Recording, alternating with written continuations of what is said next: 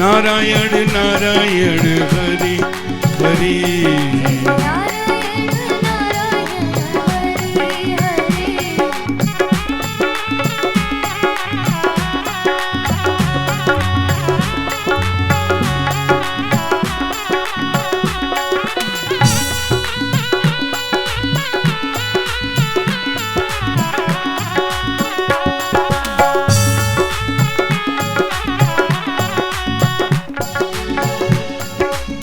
नारायण हरि हरि जय जय नारायण नारायण हरि हरि।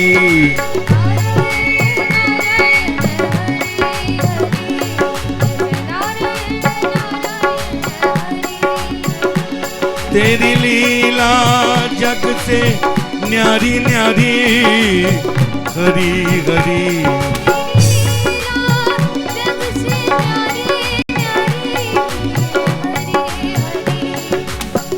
हरि नाम का जो पारस झूले वो हो जाए सोना।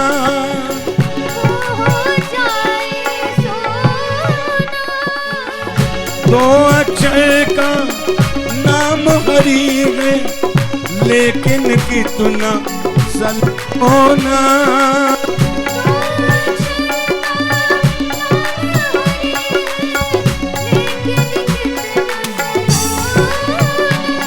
तूने लाखों की नहीं हरी तरी हरी हरी। राजी बहुत ताकत पड़ी कल के लिए नहीं रहता।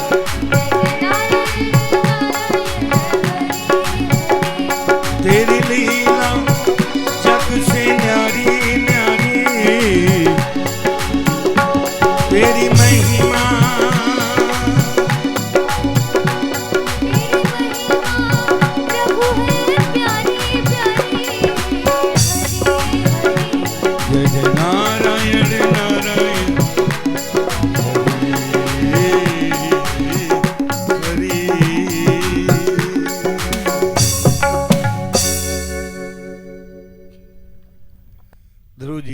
झांकी के दर्शन करिए। 5 वर्ष के ध्रुव जी चले जा रहे हैं। रास्ते में नारद जी आ रहे थे। नारद जी ने देखा इतना छोटा बालक जंगल जा रहा है। तो नारद जी आगे खड़े हो गए, बेटा कहां जा रहे हो? ध्रुव जी ने कहा जंगल। जंगल जा रहे हो? क्या करने जा रहे हो? भगवान की प्राप्ति करने। अच्छा, किसने कहा तुमसे? मेरी मां ने। अच्छा, जंगल में खाओगे क्या? पहले तो नारद जी ने पूछा, बेटा एक बात बताओ, घर में कितनी बार भोजन करते थे? बोले 3-4 बार। तो जंगल में क्या खाओगे? अब जरा ध्यान देना। ध्रुव जी ने नारद जी को ऊपर से नीचे तक देखा। कहते हैं बाबा तुम लंबे तो हो गए हो, तुम्हारी बुद्धि छोटी है। तो नारद जी ने कहा बुद्धि हमारी छोटी काहे? बोले एक बात तुम कह रहे हो खाओगे कहाँ? एक बात बताओ बाबा। नारद जी ने कहा जब तुम छोटे थे कि नहीं थे? कब? बोले हाँ थे। माँ की गोद में थे कि नहीं थे? नारद जी ने कहा हाँ थे। तुम्हारे दांत नहीं थे? नारद जी ने बोले सबके ही नहीं होता। तो बोले जब बच्चे के एकदम दांत नहीं होते हैं और माँ की गोद में होता है तो उसके भोजन की व्यवस्था, माँ के स्तनों में वो दूध की व्यवस्था कौन करता है? बजा दो फिर जोर से। चाकू से काटोगे तो खून और बच्चा पिएगा तो दूध। भोजन है वो। तो वो कौन करता है व्यवस्था बताओ बाबा? बड़े तो हो गए, वो बुद्धि नहीं है। तो वही ना ध्रुव जी कह रहे हैं। जब दांत नहीं तब दूध दियो, अब दांत दिए कछु और भी देगो। अब तो उसने दांत दे दिए, कुछ और देगा, हमें चिंता करने की क्या जरूरत। जिसने पहले चिंता करी थी वही अब चिंता करे, हमें चिंता की जरूरत नहीं है। तुलसी चिंता छाड़ के भजले श्री रघुवीर। नारद जी ने कहा इतना छोटा बच्चा और इतना दिमाग, इतनी बुद्धि। तो जैसे हम लोग अच्छे अच्छे चेला ढूंढते हैं,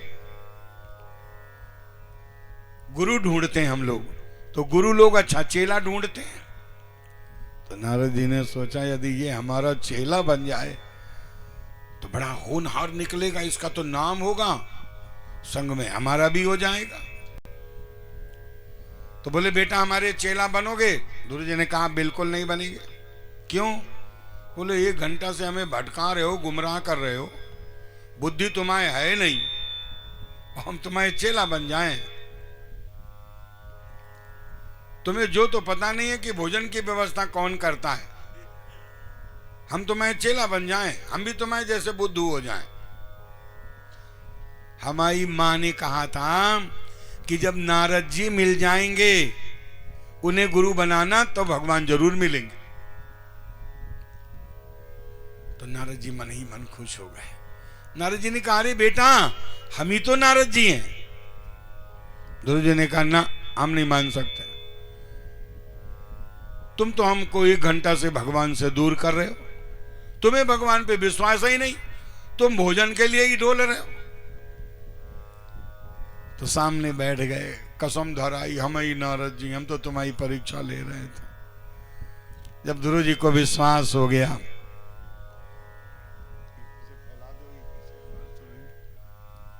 गुरु जी को जब विश्वास हो गया कि यही नारद जी हैं,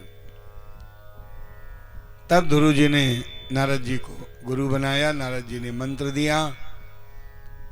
यमुना जी में जाकर गुरु जी एक पैर से खड़े हो गए, भगवान का नाम जपने लगे। 1 महीना बीता, 2 महीना बीते, 3रा महीना बीता, 4था महीना बीता। 5वें महीने में गुरु जी ने क्या किया? 5वें मासे अनुप्राप्ते जित श्वासा नृपात्मज ध्यायन ब्रह्म पद एकेन तस्यै स्थान वाचल।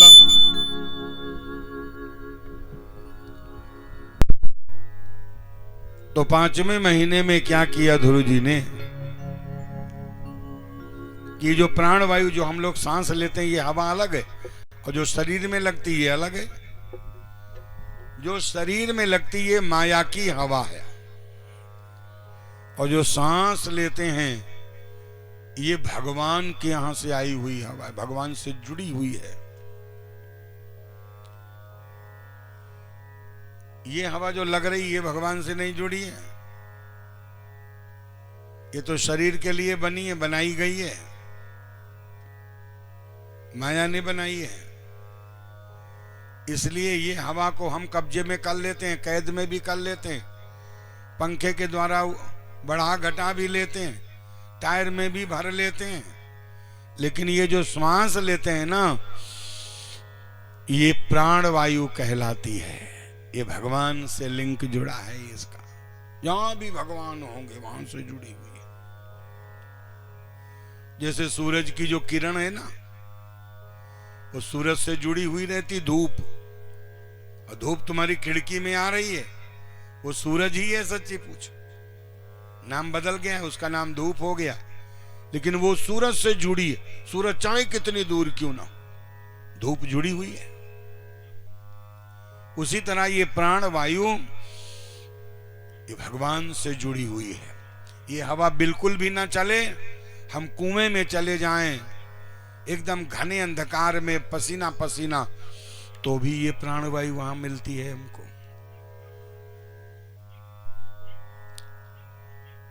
इसीलिए हम लोग कहते हैं तुम हो एक अगोचर सबके प्राण। हाँ, प्राणवायु के मालिक हैं भगवान।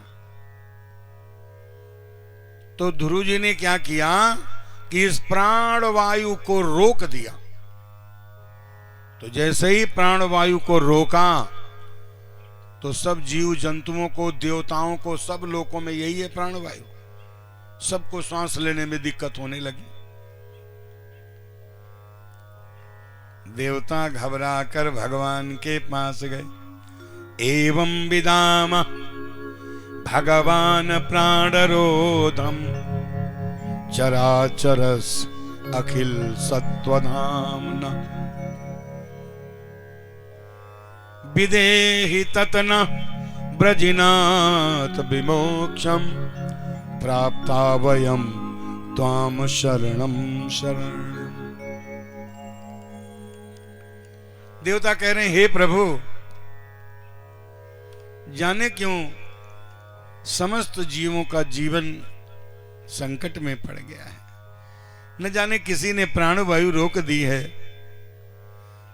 हम आपकी शरण में हैं, हमारी रक्षा करो। भगवान ने कहा, देवताओं घबराओ मत। भगवान ने कहा, देवताओं बिल्कुल मत घबराओ, हम देखते हैं कि कौन ने ये किया। तो भगवान ने जैसे ही आंख बंद करके देखा, ओ मेरा नन्हा सा ध्रुव प्राणवायु रोक दिया। भगवान तुरंत वहां से चल पड़े और ध्रुव के सामने प्रकट हो गए। बोलिए भक्तवत्सल भगवान की। अब ध्रुव से कह रहे हैं, आंखें खोलो। ध्रुव ने आंखें नहीं खोली। तो भगवान समझ गए आंखें नहीं खोलेगा। तो भगवान ने क्या किया, ध्रुव के हृदय में बैठे थे, हृदय से पहले हृदय में बैठ गए। पहले बाहर प्रकट भय, नहीं खोला तो हृदय में बैठ गए। अब ध्रुव जी की समाधि और पक्की हो गई।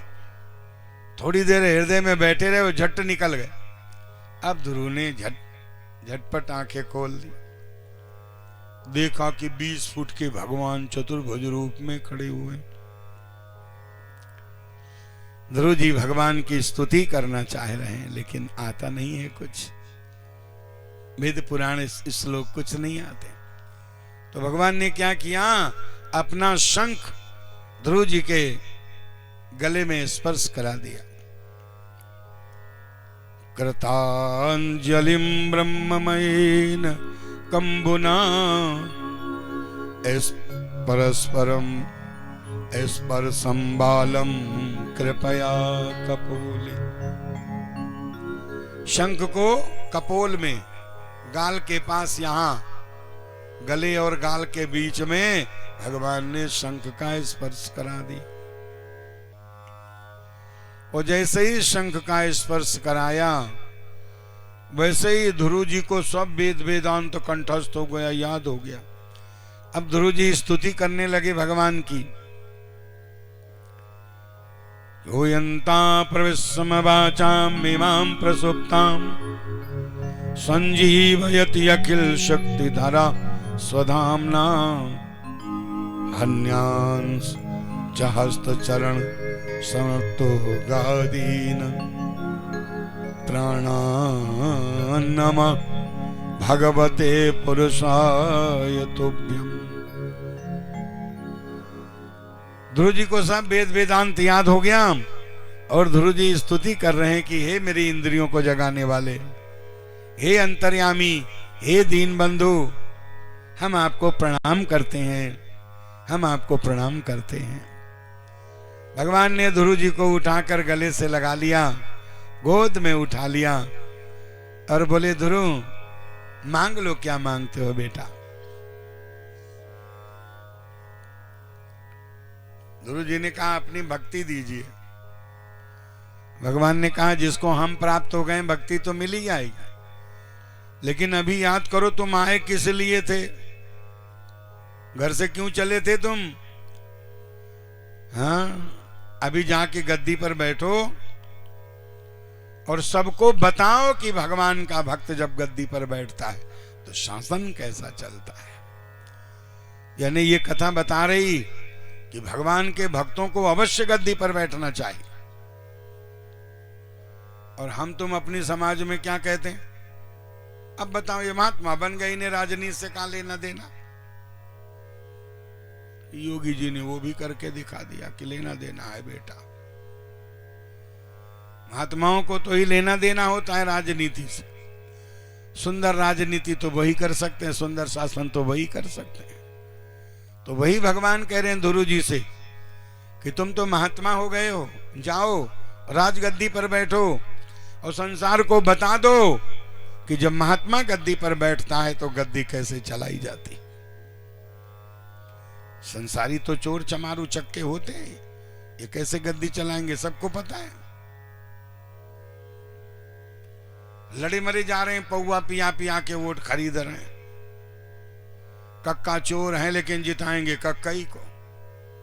बताओ कितना घोर कलयुग आ चुका है। उन्हें पता है कि कक्का हमारे चोर हैं, लेकिन अब कक्का खड़े हैं तो कक्कई को जिताएंगे। कितने अन्याय का साथ दे रहे हैं। क्यों? भगवान के नहीं है इसलिए। तो भगवान ने कहा जाओ उस सौतली माता को भी बताओ और राजगद्दी पर बैठकर सबको बताओ कि भगवान का भक्त होता कैसा है। ये लोग क्या जाने। तो ध्रुव जी डरते डरते, भगवान ने कहा डरो मत, सब तुम्हारा इंतजार करेंगे, सब तुमसे प्यार करेंगे। क्योंकि क्यों?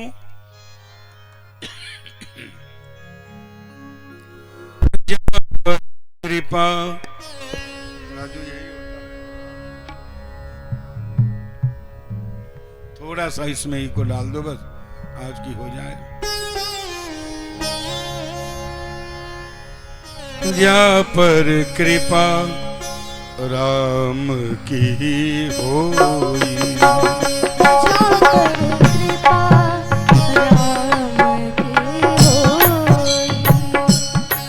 पर कृपा करे सबको,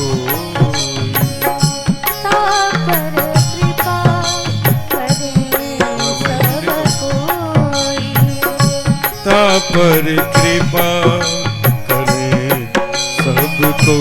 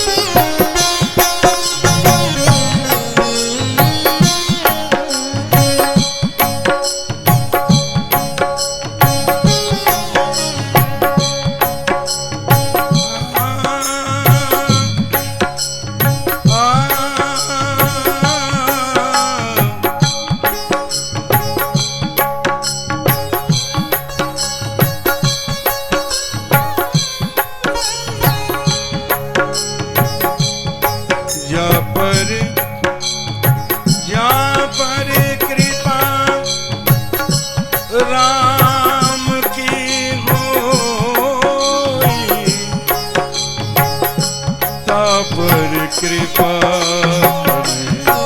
सबको,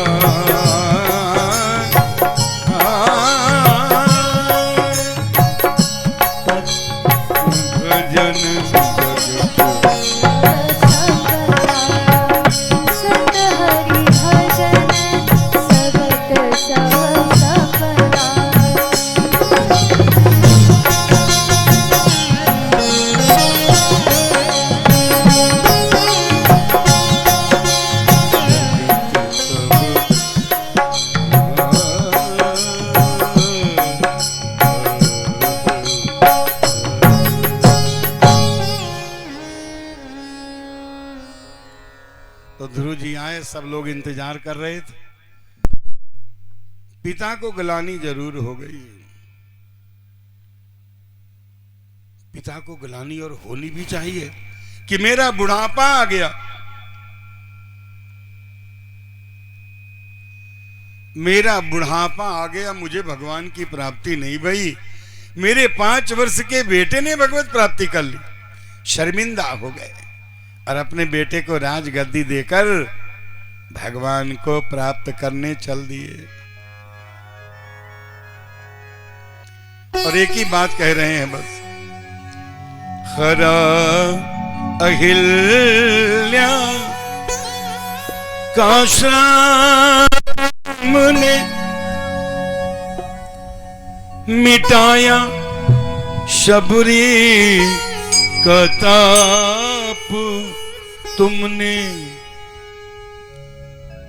और हमारे सिर भी है पाप भरे, हमारे सिर भी है पाप भरे, हमें भी तारो तो हम भी जाने, हमें भी तारो तो हम जाने, हमें भी तारो तो हम भी जाने, हमें भी तारो तो हम भी जाने, हमें भी तारो तो हम भी जाने।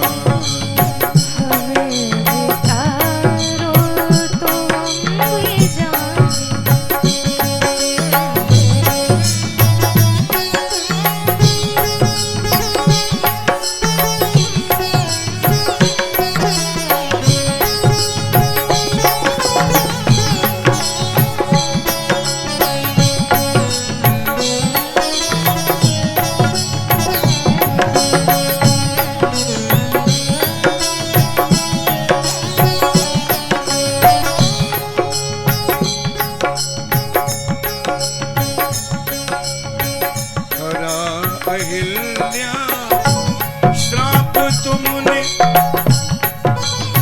शबरी का ताप तुमने, हरा अहिल्या का श्राप तुमने मिटाया, शबरी का ताप तुमने, शबरी का ताप तुमने,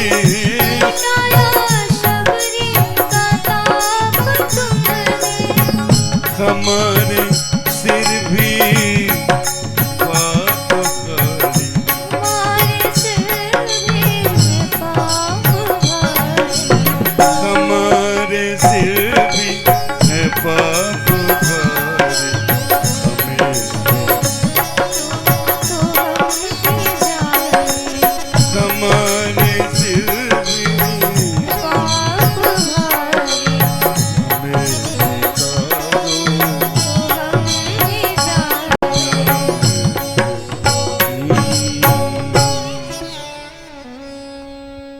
ध्रुव जी के पिताजी चले गए भगवान की प्राप्ति के लिए।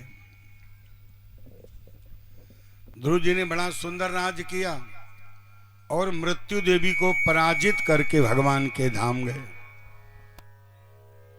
भगवान ने ध्रुव जी के लिए एक अलग लोक ही बना दिया, ध्रुव लोक। वो जो तारा देखते हैं ना, ध्रुव तारा, वो पृथ्वी से बड़ा है। वहां पूरे मनुष्य रहते हैं, उत्तम पुरुष रहते हैं, सब लोक है। ध्रुव जी राजा है वहां के, पूरे लोक के। बोलिए ध्रुव जी महाराज की।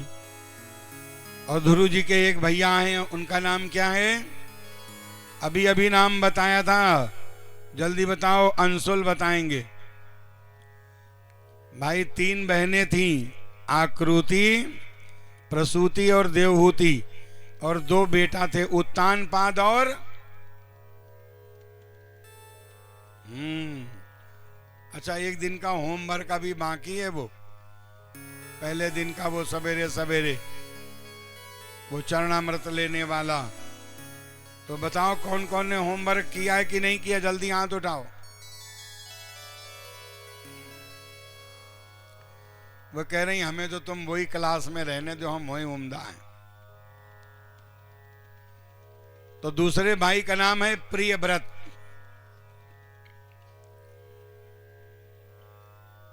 उत्तानपाद के।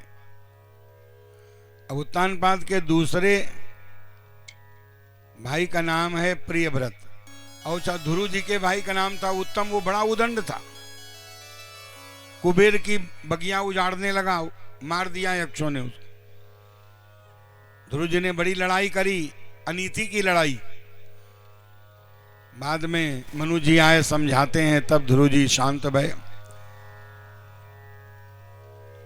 तो प्रियव्रत के वंश में जरा ध्यान देना, संक्षेप में 10 मिनट की और कथा है, आज समय ज्यादा नहीं लेंगे। आग्नेय, नाभि और ऋषभ देव, ये वही ऋषभ देव जी हैं, प्रियव्रत के वंश के हैं, नाभि के वंश के हैं, आग्नेय के वंश के हैं, जिनको जैन समाज के लोग प्रथम तीर्थंकर कहते हैं। ये भगवान विष्णु का अंशावतार थे।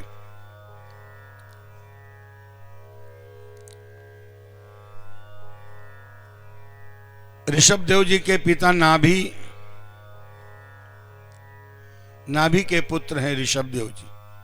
वैसे तो समय कम है, लेकिन थोड़ा सा ये जान लें कि ऋषभ देव जी भजन के चक्कर में, और बेटा कितने हैं ऋषभ देव जी के? 100 बेटा हैं। तो एक बार ऋषभ देव जी ने अपने बेटों से पूछा, सबको इकट्ठा करके, कि बेटा ये जीवन किस लिए मिला है? तो बेटा क्या उत्तर दे रहे हैं? पहले तो ऋषभ देव जी पूछते हैं, और हर पिता को अपने बच्चों से पूछना चाहिए। न अयम देह देह भाजाम नलोके कष्टान कामान अर्हते विभम भुजाम। ये तपः दिव्यम पुत्र कायेन सत्वम शुद्धयते अस्मात् ब्रह्म सौख्यम तु अनंतम। क्योंकि जब बेटों से पूछा कि बेटा बताओ ये जीवन किस लिए मिला है, तो बेटों ने तो एक ही बात कहा, पिताजी सवेरे उठो, खाओ, नाश्ता करो और इधर उधर घूम के आओ, तब तक अम्मा भोजन बना देंगी। भोजन करो, दोपहरिया में सो जाओ, नींद खुले तो थोड़ा टीवी भी देख लो, तब तक अम्मा फिर चाय बना देंगी, चाय पियो, बाहर टहल के आओ, संध्या को बयारू करो और सो जाओ थोड़ी देर टीवी देख के। तो ऋषभ देव जी ने कहा फिर सवेरे फिर वही। ऋषभ देव जी ने कहा फिर, बोले पिताजी फिर वही। कितने साल तक? बोले जब तक मरो ना। तब ऋषभ देव जी कह रहे हैं, न अयम देहा देह भाजाम न लोके कष्टान कामान अर्हते विडम्बुजा। ये तपः दिव्यम पुत्र कायेन सत्वम शुद्धे तस्मात् ब्रह्म सौख्यम तो अनंत। बोले बेटा ये जीवन विषय भोग के लिए, खाने पीने के लिए केवल नहीं मिला है,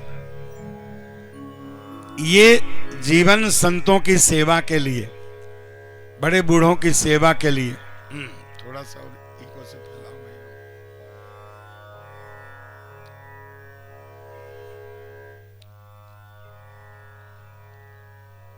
89 बेटा, 89 बेटा तो उसी समय महात्मा हो गए। ध्यान देना, 10 बेटा ब्राह्मण बन गए। देखो, जन्म से कोई ब्राह्मण नहीं होता है, एक बात ध्यान रखना, पैदा कोई ब्राह्मण नहीं होता।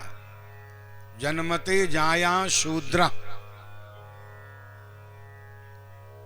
कटी स्थान से जो भी पैदा होते हैं कमर के नीचे, सभी लोग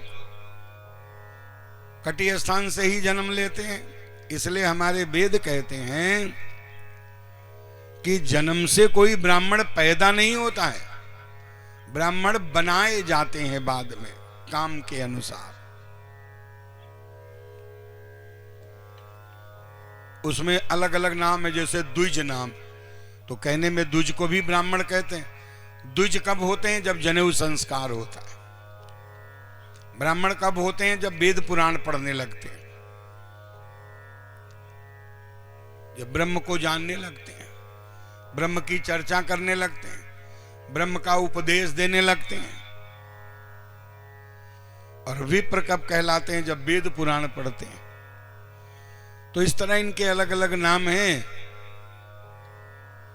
तो ऋषभ देव जी तो क्षत्रिय थे, लेकिन इनके 10 बेटा ब्राह्मण बन गए, 89 महात्मा बन गए। सबसे बड़े बेटे का नाम था भरत। वो घर में ही भजन करने लगे क्योंकि राजगद्दी उनको मिली।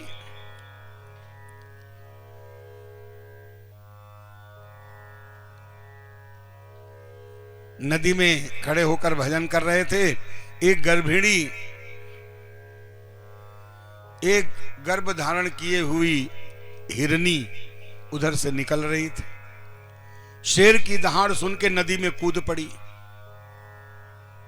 ये भजन कर रहे थे तो डर के मारे उसका प्रसव हो गया। तो वो तो मर गई, लेकिन बच्चे को ये बचा के ले आए।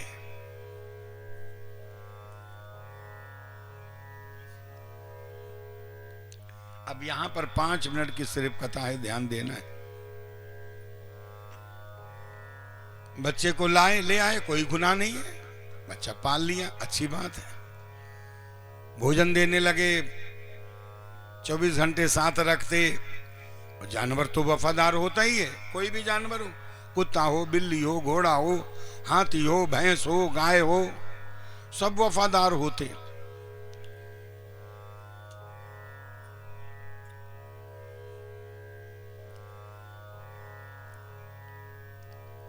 अच्छा, ये वफादार क्यों होते हैं जानवर? इन सभी जानवरों को पूर्व जन्म की याद रहती। कोई भी जानवर हो, सबको ये पता रहता है कि हम इस योनि में क्यों आए हैं, हम कौन थे, इसलिए इनकी आवाज छीन ली जाती। आपने वो कथा सुनी होगी कि एक दिन नारद जी आकाश मार्ग से जा रहे थे, तो एक कसाई 3-4 बकरे लेकर बाजार में काटने जा रहा था। कसाई तो एक गली से गुजरा, वहां बनिया की दुकानें थी, बनियों की दुकान थी। तो आपने देखा होगा बनियों के दुकानों में बोरा फोल्ड किए हुए रखे रहते, किसी में गेहूं, किसी में चावल, किसी में चना। तो जो कसाई 3-4 बकरे लिए हुए था, तो बाकी बकरे तो बहुत दुखी थे, उसको पता था कसाई के हाथ में। एक बकरा बनिए की दुकान पे गया, वो कसाई खड़ा हो गया। बनिए ने कहा, रुको, कहाँ की बाजार है? फला जगह की। तो बातें करने लगा। तो एक बकरा बड़ी खुशी होकर और रस्सी से लंबी करके और चना खाने लगा, जल्दी जल्दी जल्दी। बनिए की नजर पड़ गई, उसने एक 2 किलो का बांट उठा के मूड़ पे मारा, क्योंकि 1 किलो चना तो खा चुका था तब तक। बनिए ने कहा कसाई से कि जाकी मुंडी हमें ही दइयो, तो इसकी मुंडी हम ही पका के खाएंगे। नारद जी देख रहे थे। अच्छा, वो बकरा क्यों खुश हो गया? क्योंकि वो दुकान उसी की थी, वो उसका बाप था बनिए का। मैं करता रहा तो बकरे की योनि में चला गया। और बकरा और जानवर को सब कुछ याद रहता है, सब त्रिकालदर्शी होते हैं जितने जानवर है। कोई भी जानवर आप पाल लो, होने वाली होगी तो जानवर खूंटे पर मडराने लगता है। और पूर्व जन्म की सब जानवर जानते हैं, बकरी, घोड़ा, ऊंट, हाथी, कुछ भी, बिल्ली, कुत्ता, सब। तो बकरे ने देखा ये तो हमारा बेटा ही खड़ा है दुकान पे, तो खुश हो गया। उसको क्या पता कि 2 किलो का बांट पड़ेगा। चना खाने लगा। नारद जी देख रहे थे। नारद जी भगवान के पास गए, बोले प्रभु ये संसार में क्या हो रहा है। उसका बाप बकरा बन गया, बनिए का दुकान उसी की बनाई हुई थी। अपने बेटे को देख के खुश हो गया, चना खाने लगा। बेटा ने बांट मारा और कहता इसकी मुंडी लेके आना, आज मुंडी पकाएंगे इसकी। भगवान मुस्कुराए, बोले नारद जी तुम्हें क्या लेना देना, ये संसार जो कर रहा है सो भर रहा है। हमने अलग शासन प्रशासन बना दिया उसके लिए, क्या लेना देना तुम्हें, वो कर रहे हैं, भर रहे हैं। तो विचार करो, ये कथा बता रही है कि हिरन को ले आए, हिरन को पाल लिया, वो बच्चा बड़ा वफादार, क्योंकि जानवर होता ही वफादार है। अब जहां जाए उसको कंधे पे रख लें, गोद में उठा लें। अब भजन धीरे धीरे धीरे धीरे कम हो गया। वासना कहां टिक गई, मरते समय उनकी वासना हिरन पर टिकी रही। और मरते समय जहां आपका मन टिका रहेगा वहीं जन्म लेना पड़ेगा। तो मन टिकाता है हिरन पे, तो हिरन बन गए।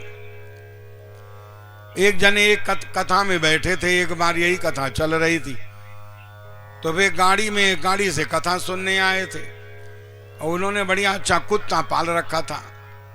तो कुत्ता गर्मी में रहता नहीं था, तो एसी गाड़ी में छोड़ के आए कुत्ते को। और ये वाली कथा चली।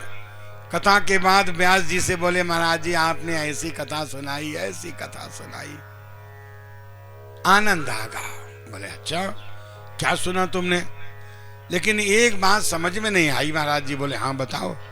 तुमने वो कही कि जिसका जहां मन लगा रहेगा अंत समय में उसको वहीं जन्म लेना पड़ेगा। तो महाराज हम कथा में बैठे तो थे, लेकिन हमारा मन बार बार गाड़ी में कुत्ता था, बार बार वहीं जा रहा था कि को जाने कुत्ता कैसा होगा, को जाने कुत्ता कैसा। तो महाराज फिर हमाओ का होएगो। महाराज ने कहा बतावे कि क्या जरूरत, तुम्हारी सीट पक्की तो है।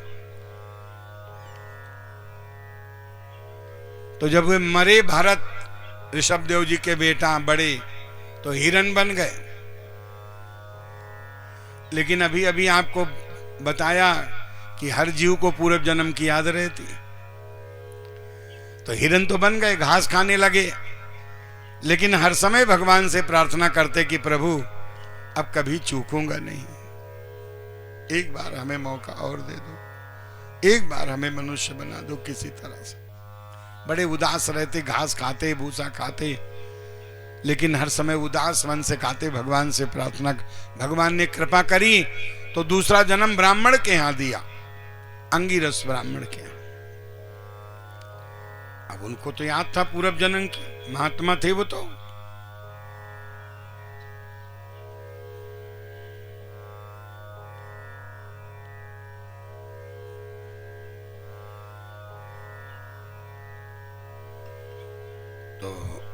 पिताजी ने स्कूल भेजा तो उन्होंने विचार किया कि यदि स्कूल जाऊंगा, पढ़ूंगा, फिर पिताजी कोई नौकरी में लगाएंगे, फिर अपराध होंगे।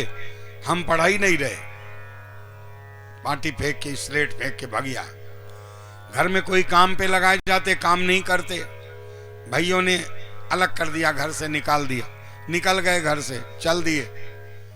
अच्छा इतना उनको याद था कि नीचे चलते तो फूंक फूंक के देख देख के कहीं चींटी न मर जाए, उछल उछल के चलते। चले जा रहे थे जंगल में, तो जंगल के लोग जो आदिवासी थे उनके यहाँ त्योहार था। तो आदिवासियों ने अपने आदमियों से कहा कि जाओ दूसरी समाज का कोई आदमी पकड़ लाओ, बलि देनी है। 4-6 लोग पकड़ ले गए। इनका नाम पड़ गया जड़ भरत। पेड़ से बांध दिए गए बलि देने के लिए काली देवी की। तो उनके यहाँ भी एक पुरोहित होता है, वो चेक करने आया कि कहीं चेक करता है, पूजन वूजन करता है।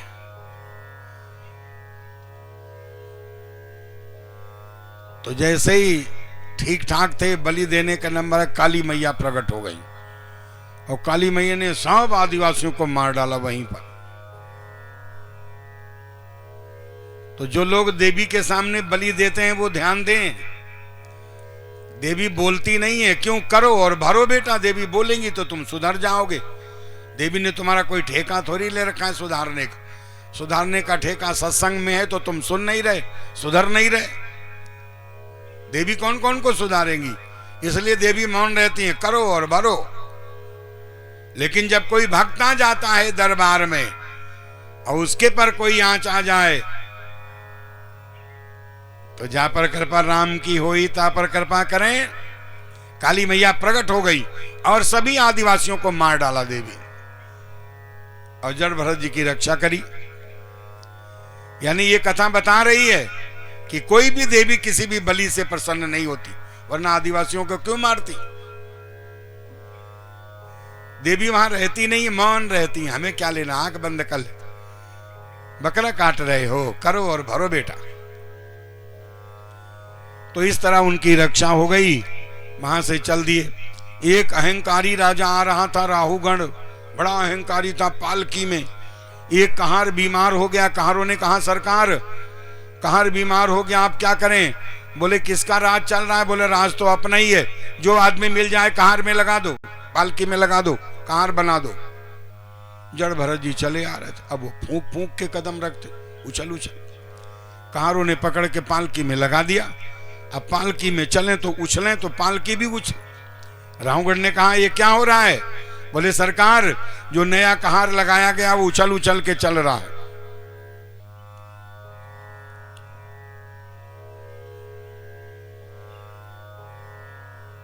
तो राहुगढ़ ने कहा, इससे कह दो कि इसको दंड मिलेगा, सीधा चले। अब वहां पर जब जड़ भरत जी ने राहुगढ़ से सत्संग किया है, किसको दंड दोगे? शरीर को, हमारी आत्मा को दे सकते हो। और जब जड़ भरत जी 40 वर्ष के बाद आज मौन तोड़ा है और जब सत्संग किया है, तो राहुगढ़ पालकी से नीचे उतरा, चरणों में बैठ गया और कहता, पहले तो ये बताओ कि तुम हो कौन? मैं तो आत्मा हूं। राहुगढ़ ने जब जड़ भरत जी का सत्संग सुना तो महात्मा हो गया। बोलिए जड़ भरत जी महाराज की जय। और भैया मेरे, एक प्रसंग आपको बता दें यहां पर कि जब ऋषभ देव जी का शरीर छूटा तो भजन में कोई बाधा न दे, इसलिए वो जंगल चले गए थे। उनके कपड़े फट गए थे, मलमूत्र कर देते थे, उसी पर बैठे रहते थे ताकि लोग हमारे पास ना आए। फिर भी लोग नहीं माने। लोगों को तो भाई कोई फायदे वाला महात्मा चाहिए। लोग तो कहते हैं, महात्मा जी कहां से आओ? जंगल से आओ। क्या लाए हो तपस्या करके, बताओ? तो फिर भी लोग नहीं माने तो पत्थर फेंकने लगे। ऐसे करके जड़ भरत ऋषभ देव जी चले गए और एक बांस के बगीचे में आग लग गई थी, वहीं पर अपने शरीर को छोड़ा। तो हम जो बताना चाह रहे 5 मिनट की कथा, इसके बाद आरती करेंगे। कोक बेग नाम के एक राजा थे। सुखदेव जी कह रहे हैं कि राजन,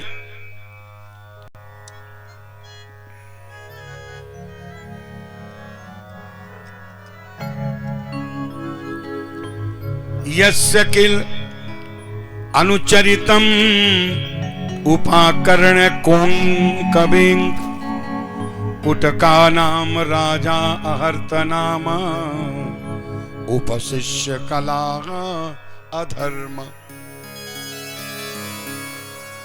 उत्कृष्यामाणो भवित्ययेन विमोहिता स्वधर्म पथा अकृता भयम अपहाय कुपत पाखंड असमंजस। बस ध्यान देना। तो सुखदेव जी कहते हैं कि राजन, आगे आने वाले कलयुग में कोंक बेक नाम के एक कुटक देश के राजा होंगे। वो ऋषभदेव जी की नकल करेंगे। ध्यान देना। और जैसा जैसा ऋषभदेव जी ने भेष बनाया था वैसा भेष बनाएंगे, यानी कपड़े उतारेंगे। ऋषभदेव जी के तो उतर गए थे भजन के प्रभाव से, वो उतारेंगे, पहले से कपड़े उतारेंगे। हम नहीं कह रहे, भागवत कह रही, और ये लाखों साल पहले लिखी गई थी और बाद के लिए लिखा है कि ऐसा समय आएगा कि वो राजा ऋषभदेव जी की नकल करेगा और विचार करेगा कि ऋषभदेव जी की परंपरा चलाएं। जैसे रामपाल कबीरदास जी की परंपरा चला रहे मनगढ़ंत, ऐसे सुखदेव जी कह रहे हैं कि राजन, वो राजा ऋषभदेव जी की परंपरा मनगढ़ंत चलाएगा, नंगा होगा, कपड़े उतार कर घूमेगा और कुमार्ग पर चलेगा।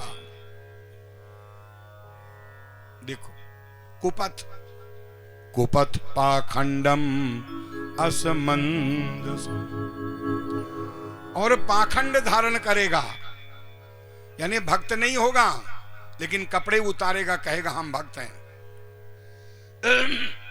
और बड़े बड़े पाखंडी और अज्ञानी उसका अनुकरण करेंगे।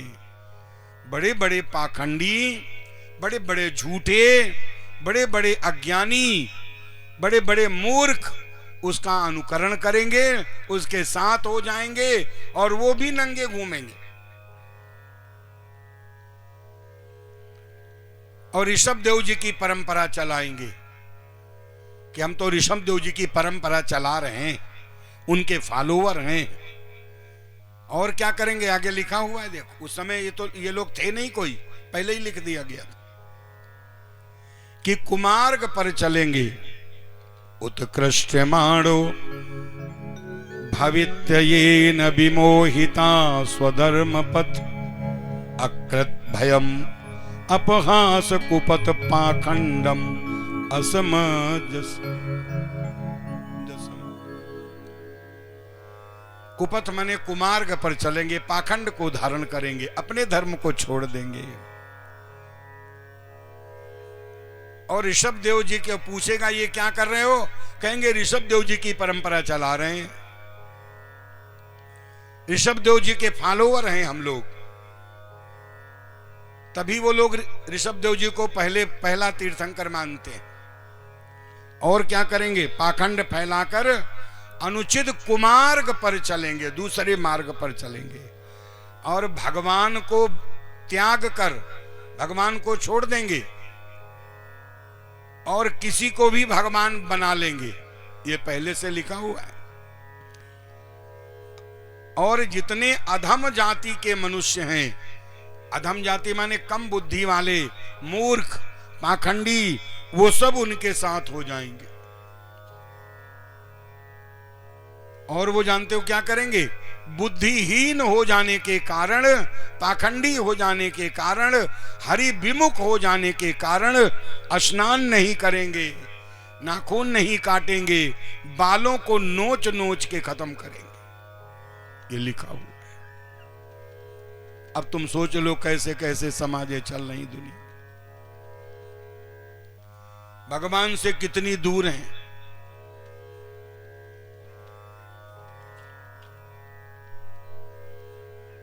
और क्या लिख कह रहे हैं सुखदेव जी, हम लोग कितने भाग्यशाली है कि सनातन में है, जबकि हैं सब सनातन में, लेकिन पतंग की तरह कट गए हैं। अधम मनुष्य उनकी बात मानेंगे और पाखंड धर्म का प्रचार करेंगे, मनमाने ढंग से मतवाले होकर अंत में नरक को जाएंगे। ये लिखा हुआ है। तो भैया मेरे, बड़े अपने आप को बड़े सौभाग्यशाली समझो कि आप सनातन में हैं, आप भगवान को मानते हैं।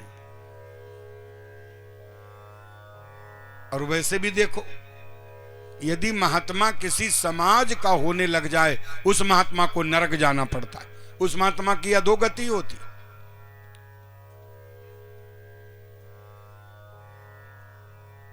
कई महात्मा हम ऐसे देखे जो किसी समाज के नाम पे धर्म करते, किसी समाज के नाम पे न जाने क्या क्या करते, और अपने को भी कहते हम उसी समाज के हैं।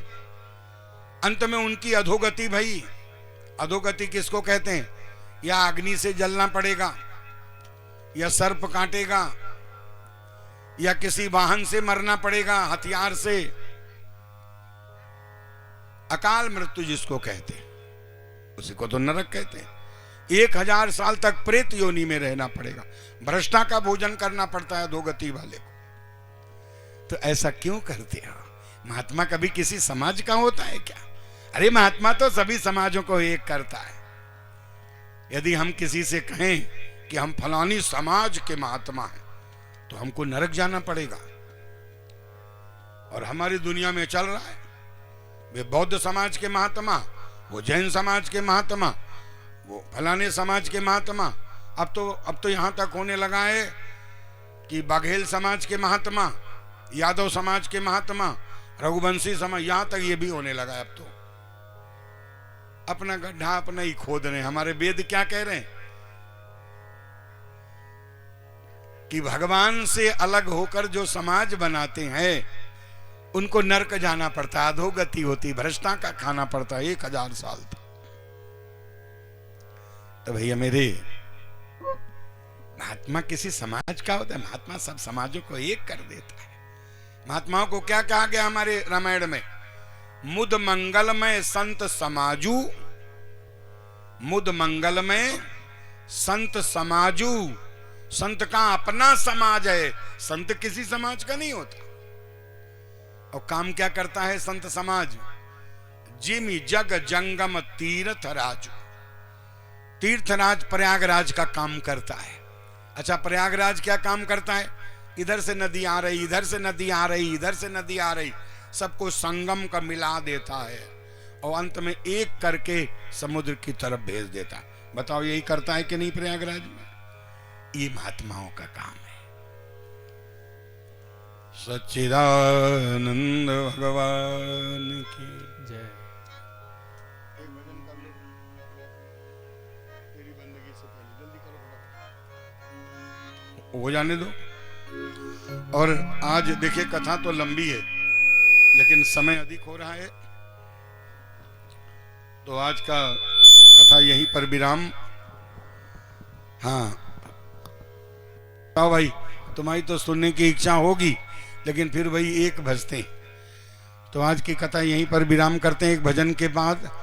और कल फिर अपन सही समय से कथा को शुरू करेंगे जैसे आज किया था, ठीक 8 बजे आए। और कल भगवान का जन्म होगा राघवेंद्र सरकार का, और परसों बालकृष्ण भगवान का जन्म होगा। ऐसे सुंदर सुंदर लीलाओं के साथ हम लोग कथा गंगा में डुबकी लगाएंगे। तो 1 भजन हमारी वृंदावन से पधारी प्रिया बिहारी जी और हमारे महन जी बासुदा से 1 भजन, और उसके बाद आरती प्रसाद लेकर हम लोग घर जाएंगे।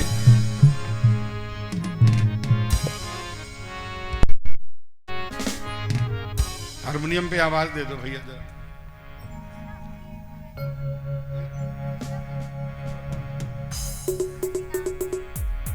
चलो जल्दी कर लो।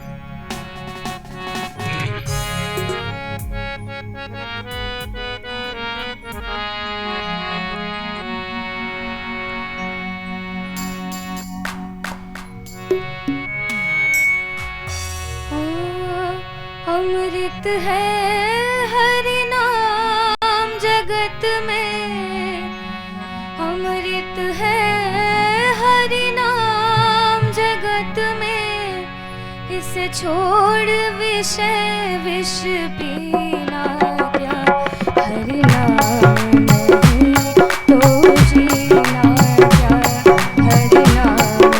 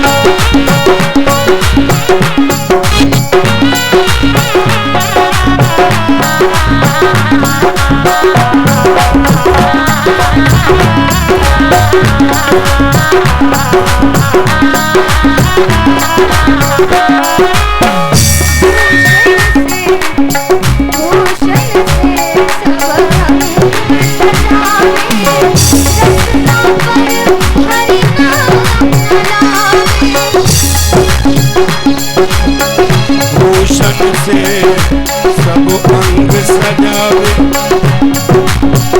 रसना पर हरि नाम भूषण से सब अंग सजावे, रसना पर हरि नाम लावे। भूषण से सब अंग सजावे, रसना पर हरि नाम लावे। देह पड़ी रह जावे यहीं पर, देह पड़ी रह जावे यहीं पर, तेरे होटल और नदिया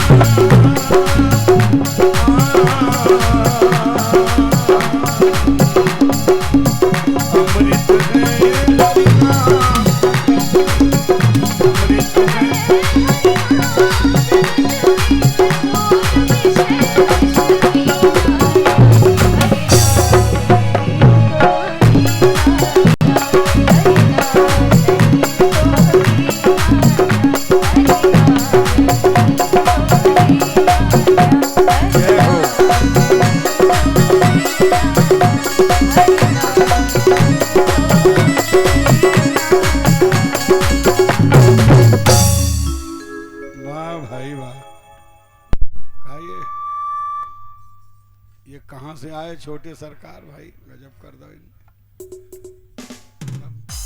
बापू दादा को तो ऐसा लग रहा न जाने का करहिया है। अब तो जय हो, आरती की तरफ चला जाए अब, या फिर एक भजन और। चलो भाई आरती तो लगा ही लो, ने पहले ही से जला के धर गई। चलो एक भजन और हो जाए। हाँ हाँ बहन जी।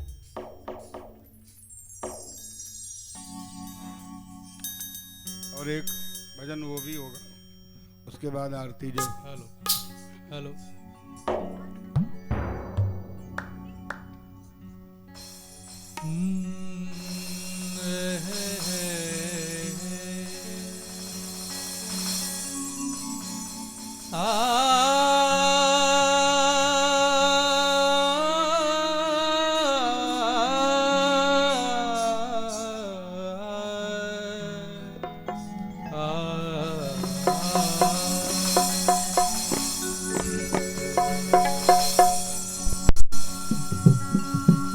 कि ये सुंदर श्याम सलोना अखियन में जादू टोना, तबले का डग्गा। तू है जादूगर सरताज तिहारी, तू है जादूगर सरताज तिहारी, चरणों में बलिहारी, तू है जादूगर सरताज तिहारी, तू है जादूगर सरताज तिहारी, चरणों में बलिहारी, तू है जादूगर सरताज तिहारी, बलिहारी मैं जाऊं।